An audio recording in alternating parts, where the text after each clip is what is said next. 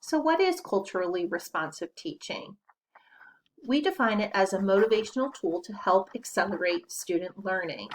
Zaretta Hammond, author of our book, defines it as the process of using familiar cultural information and processes to scaffold learning. It emphasizes communal orientation and is focused on building relationships, cognitive scaffolding, and critical social awareness. How does this relate to the brain?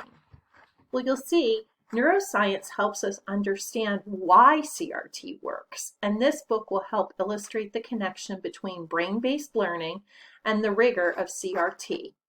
Additionally, it offers us a way to organize our CRT practices.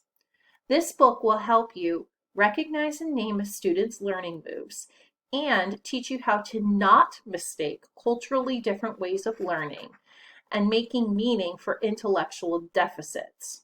Rather, we will match the student's moves with powerful teaching responses.